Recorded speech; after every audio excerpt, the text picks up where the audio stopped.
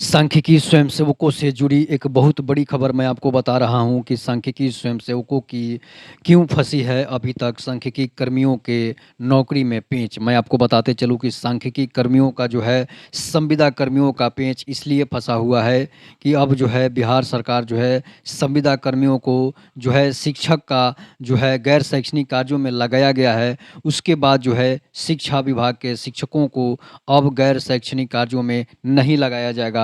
ये काम जो है अब संविदा कर्मी करने जा रहे हैं। मैं आपको इसलिए बता रहा हूँ कि जातीय जनगणना के बाद के पाठक का ऐलान है कि शिक्षकों को अब गैर शैक्षणिक कार्यों में नहीं लगाया जाएगा, नहीं तो बिहार सरकार जो है बैक फुट पर आ जाएगी। इसलिए कि जिस तरह से के पाठक ने सख्ती से कार्रवाई की है, जिस तरह शिक्षकों को निलंबित किया जा रहा है, जिस तरह से शिक्षकों की मनमानी पर पानी फेर रहे हैं के पाठक, उससे लगता है कि अब शिक्षकों को गैर शैक्षणिक कार्यों से बाहर रखा जाएगा। गैर शैक्षणिक कार्य जो है वो नहीं करने दिया जाएगा। शिक्षकों को अब सिर्फ पढ़ाने के अलावा कोई भी काम नहीं दिया जाएगा। इसके बाद अब जो भी काम होगा वो संविदा कर्मी करेंगे, जो संविदा पर बहाल लोग हैं, जैसे कि सांख्यिकी स्वयंसेवक हैं और भी बहुत सारे कंप्यूटर ऑपरेटर हैं, डाटा एंट्री ऑपरेटर हैं।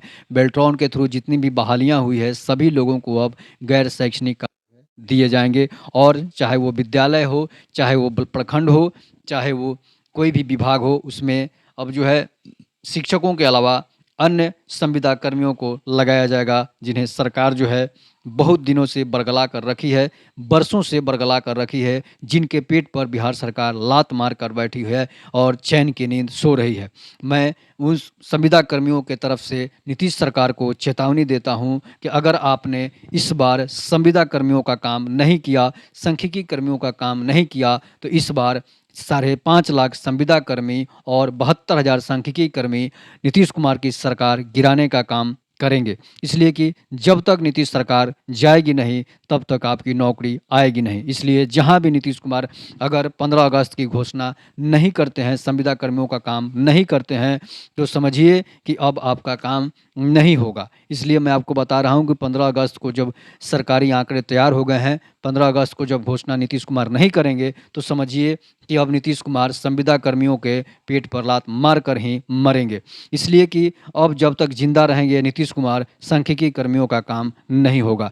इसलिए नीतीश कुमार 15 अगस्त के बाद आपको जहां भी दिखे, चुनाव में हो या कोई यात्रा में हो, तो नीतीश कुमार को सबक जरूर सिखाएं, उन पर काला झंडा उनको दिखाएं, उनका बहिष्कार करें, उनका विरोध करें। वो जहां भी जाएं उनका विरोध करें। नहीं तो आप प्रदर्शन करेंगे तो आप लाठी खाएंगे। तो प्रदर्शन करेंगे तो लाठी खाने के लिए अगर आप तैयार हैं तो फिर नीतीश कुमार को कहीं भी आप जलील करने के लिए तैयार हो जाइए, तभी जाकर आपका काम होगा। नहीं तो आप जलील होते रहेंगे, आप भूखे मरते रहेंगे, आपके पेट पर सरकार लात मारती रहेगी, लेकिन सरकार आपसे आपकी बातों को सुनने वाली नहीं है। और आप आराम से घर बैठकर सो रहे हैं, आराम से घर बैठकर मज़ा ले रहे हैं।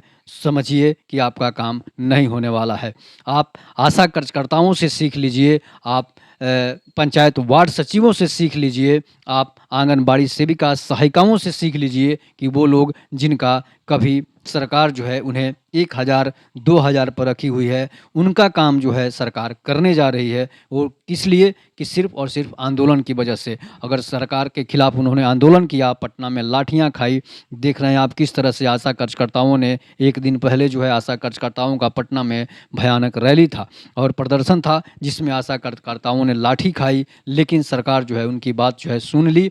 सरकार जो है उनकी बात को सुनते हुए अब आशा कार्यकर्ताओं का पेमेंट जो है वो बढ़ने जा रहा है। आशा कार्यकर्ताओं का काम जो है बढ़ने जा रहा है, उनकी नौकरी जो है बढ़ने जा रही है। लेकिन सांख्यिकी कर्मी जो हैं सबसे जो है नालायक, सबसे जो है खराब अगर कोई नौकरी के में करने वाले लोग हैं वो हैं सांख्यिकी के लोग। तो सांख्यिकी के लोग नालायक इसलिए मैं उनको कह रहा हूँ कि उन्हें कोई मतलब नौकरी से नहीं है, इसलिए कि वो घर में सोकर जो है अपने पत्नी के साथ मज़े ले रहे हैं। तो आप पत्नी के साथ ही मज़ा लीजिए और जो है आप घर बैठे रहिए, आपकी नौकरी नहीं होगी। जिस दिन आप घर से नहीं निकलेंगे, जिस दिन आप जो है पटना में धरना प्रदर्शन में शामिल नहीं होंगे, तब तक आपकी नौकरी नहीं होगी। अगर आप सरकार को दिखेंगे ही नहीं तो जो नहीं दिखता है वह नहीं बिकता है, जो लाठी नहीं खाता है वो नेता नहीं बनता है। उसी तरह जो है सांख्यिकी कर्मियों को जो है, जब तक सांख्यिकी कर्मी नीतीश की नज़रों में नहीं आएंगे,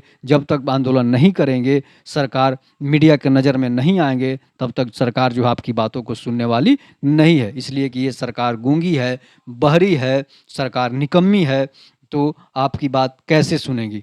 जहाँ का राजा नालायक हो, जहाँ का प्रजा भी नालायक हो, तो वह राज कैसे चलेगा? तो यहाँ अंधेर नगरी चौपट राजा वाली बात है। यहाँ पर अंधेर नगरी नीतीश कुमार अंधेर नगरी के राजा हैं और चौपट जनता जो है वो सांख्यिकी कर्मी है। जो चौपट हैं उनको कोई मतलब नहीं है। उन्हें घर बैठे नौकरी चाहिए तो घर बैठे नौकरी नहीं मिलती है। पैसे कमाने के लिए बाहर जाना पड़ता है, लाठियाँ खानी पड़ती है, गालियाँ खानी पड़ती है। तो समझिए कि मोदी जी को जब गालियाँ खानी पड़ रही है, तो सांख्यिकी कर्मियों को गालियाँ खाने में क्या है, लाठियाँ खाने में क्या है? लेकिन जो सांख्यिकी कर्मी है ना लाठी खाने के लिए तैयार हैं, घर में सोए रहिए, आपकी नौकरी हो जाएगी। तब तक के लिए नमस्कार। जय हिंद, जय भारत, वंदे मातरम।